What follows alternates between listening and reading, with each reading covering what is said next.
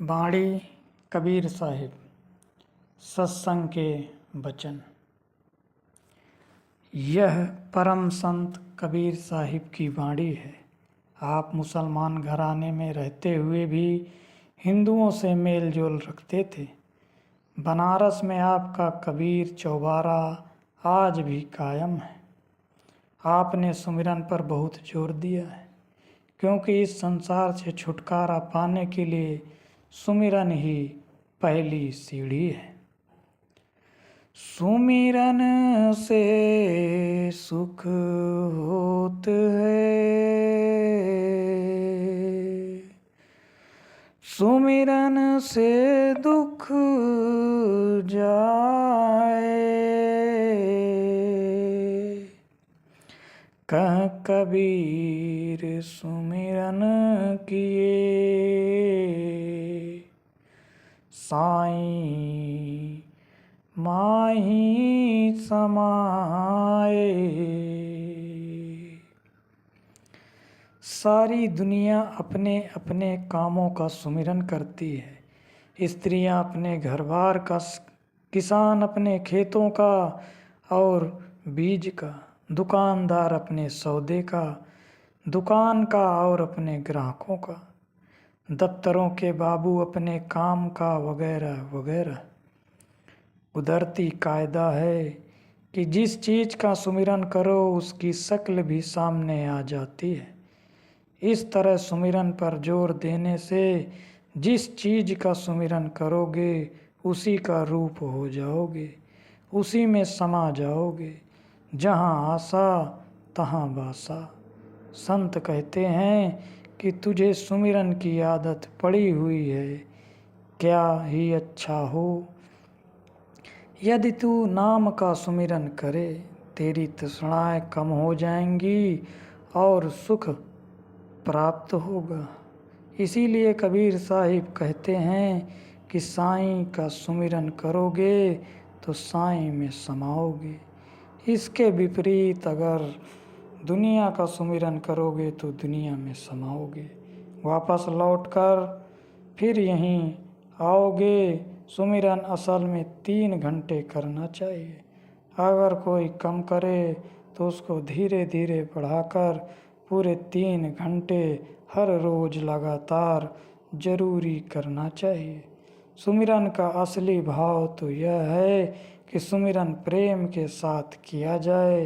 अगर बोझ समझकर किया जाए तो कामयाबी नहीं मिलेगी। पूर्ण महात्मा सुमिरन से एक पल के लिए भी जुदा नहीं होते। काम हाथ पैरों से करना है, मन हर समय खाली है।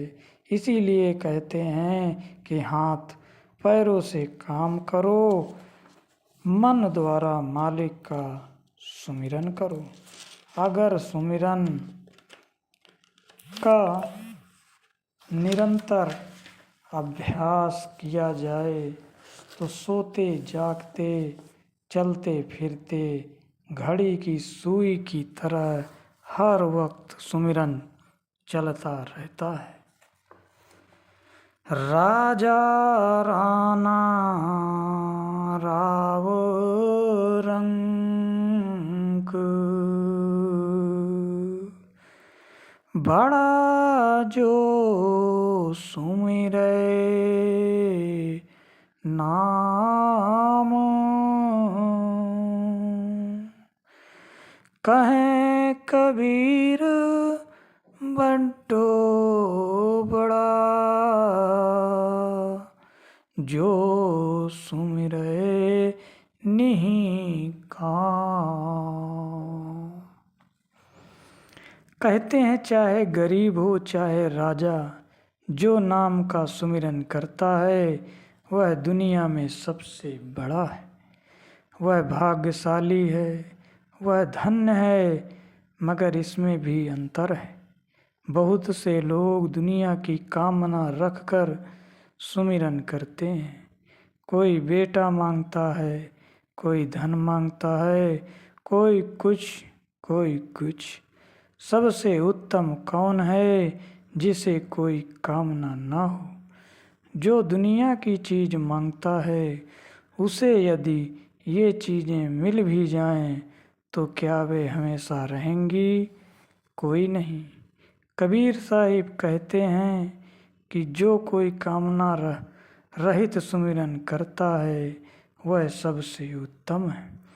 एक बार बादशाह अकबर सैर के लिए गया।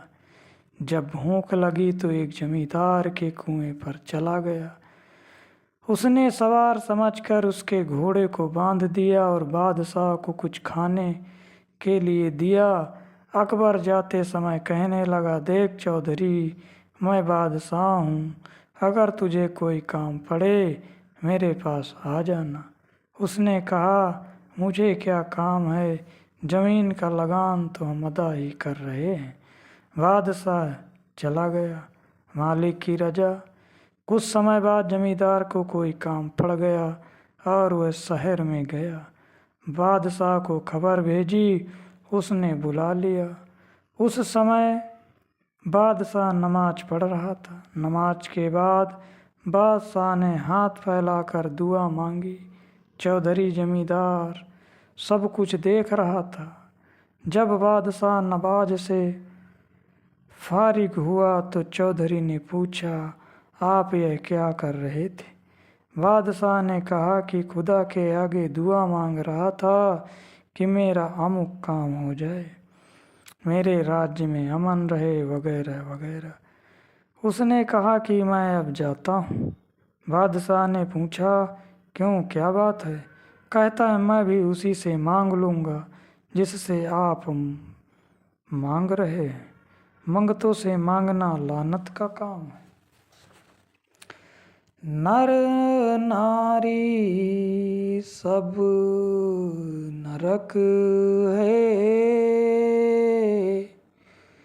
जब लग दें सकाम।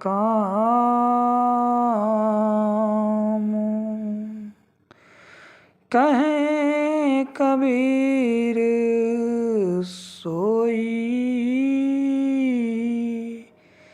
पीव को,